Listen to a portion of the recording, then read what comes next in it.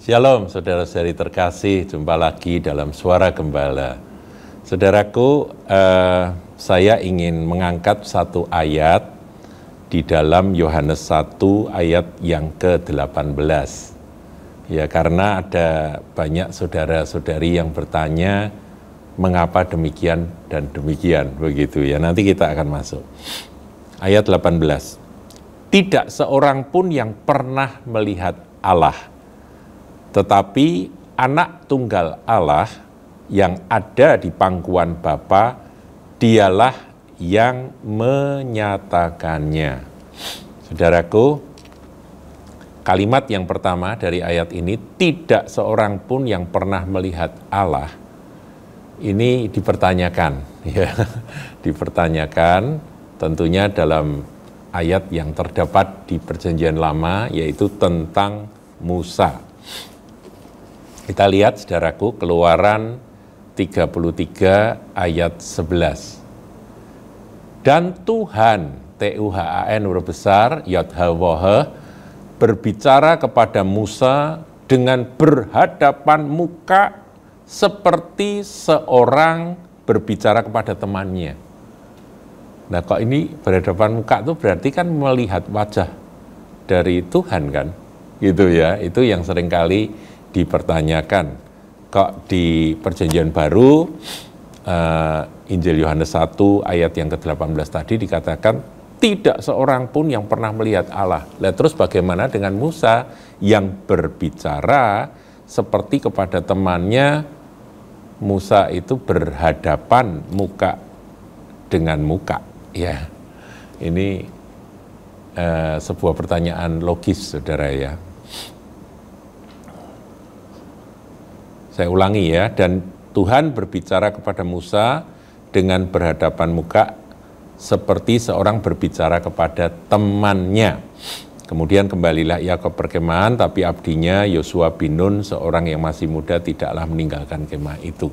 Saudaraku, ini adalah perikop yang tertulis dalam Keluaran 33, di mana Musa nantinya meminta supaya Tuhan menyatakan akan kemuliaannya atau kegemilangannya, ya, minta penyertaan dan minta supaya kemuliaan Tuhan dinyatakan. Dia pengen melihat kemuliaan Tuhan, begitu. Nah, saudara bisa baca sendiri di ayat-ayat berikutnya, 12 dan seterusnya. Kita sampai kepada ayat yang ke-18. Ini permohonan dari Musa. Tetapi jawabnya, perlihatkanlah kiranya kemuliaan-Mu kepadaku.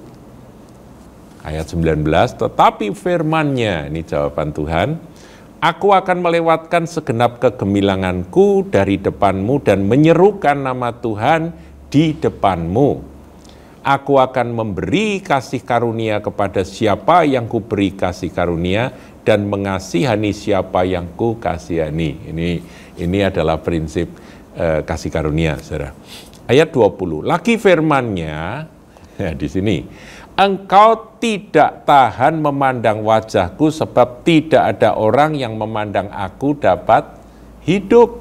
Nah, nanti saudara akan lihat bahwa semua orang yang berjumpa dengan teofani, yaitu penyataan Allah, penyataan Tuhan dalam satu wujud yang bisa dilihat, itu mereka ketakutan luar biasa. Selalu mereka berkata, pasti aku akan mati, begitu ya. Karena prinsipnya sama dengan apa yang diketahui oleh Musa ini.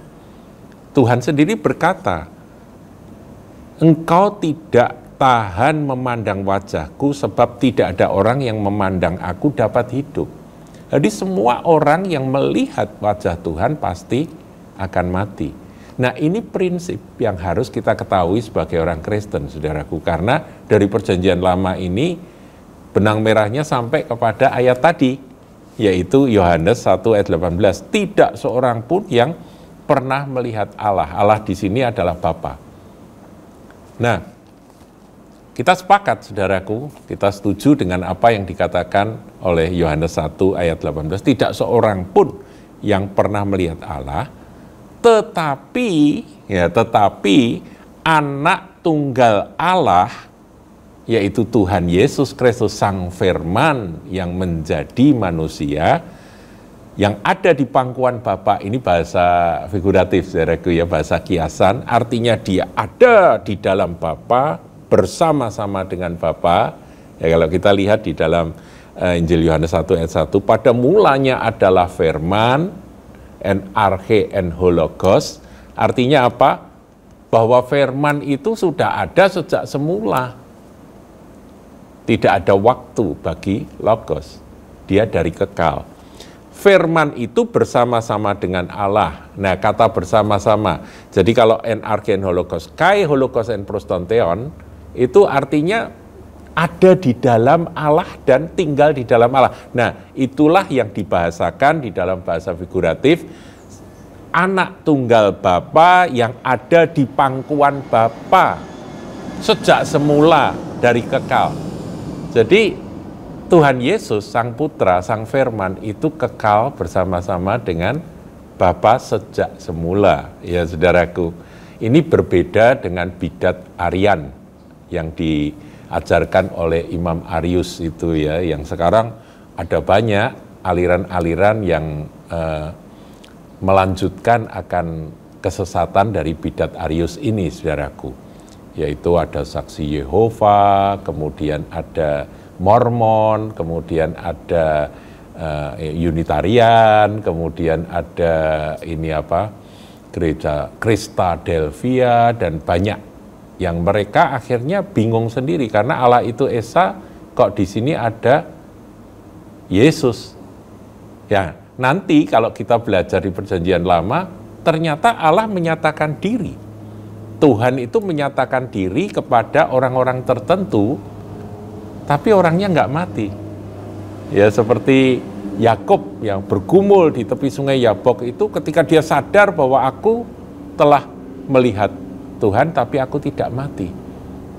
Siapa itu yang dilihat? Nah, disinilah anak tunggal Allah yang menyatakannya, yang ada di pangkuan Bapa itulah yang menyatakannya. Jadi Yesus Kristus itulah teofani atau Allah Tuhan Theos yang menyatakan diri. Itulah pribadi dari Sang Firman yang nanti kelak menjadi manusia lahir dari perawan Maria. Saudaraku, kita harus pahami ini. Makanya kalau kembali kepada kisah Musa tadi, saudara,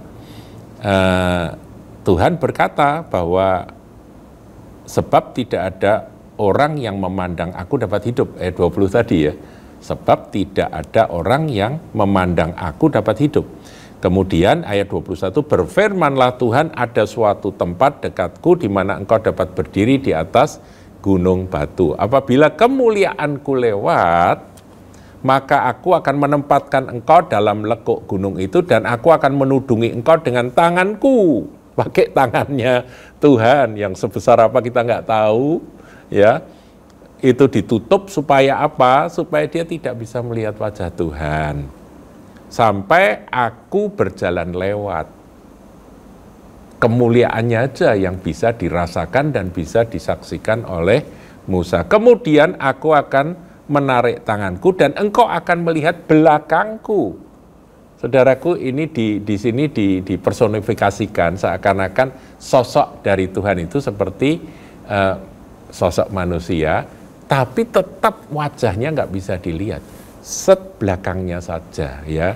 Dan engkau akan melihat belakangku, tapi wajahku tidak akan kelihatan. Jadi dengan demikian terjawab ayat 11 tadi yang dikatakan Tuhan berbicara kepada Musa dengan berhadapan muka, seperti orang berbicara pada temannya, itu adalah bahasa figuratif atau bahasa kiasan yang menjelaskan kedekatan, keintiman, keakraban antara Musa dengan Tuhan. Jadi ngobrol begitu dekat. Tetapi teofani atau penyataan Tuhan yang sampai bisa dilihat, itu memang berkali-kali muncul ya, saudaraku, sebagai malaikat Tuhan yang muncul. Itu sebetulnya adalah Sang Putra yang ada di pangkuan Bapa, yang menyatakannya. Saya akan akhiri, saudaraku, dengan kembali mengulang Yohanes 1 ayat 18. Tidak seorang pun yang pernah melihat Allah, sepakat ya. Jadi kita nggak mungkin bisa melihat Bapa, sampai kapanpun nggak bisa, saudaraku. Tetapi anak tunggal Allah yang ada di pangkuan Bapa, dialah yang menyatakannya. Jadi kita memang nggak bisa, saudara. Makanya kalau Tuhan Yesus berkata, akulah jalan, kebenaran dan hidup, tidak seorang pun dapat sampai kepada Bapa kecuali melalui aku. Itu tuh pengertiannya luas, termasuk bahwa ya kalau mau tahu Bapa ya lihat Yesus. Ketemu Bapa ya ketemulah dengan Tuhan Yesus, begitu ya. Karena kita tidak akan mampu melihat Allah. Itu adalah suatu prinsip. Tetapi karena Allah mengasihi, maka sang firman Allah itulah menyatakan diri dalam diri Tuhan kita, Juru Selamat kita, Yesus Kristus, Raja segala raja. Tuhan Yesus berkati.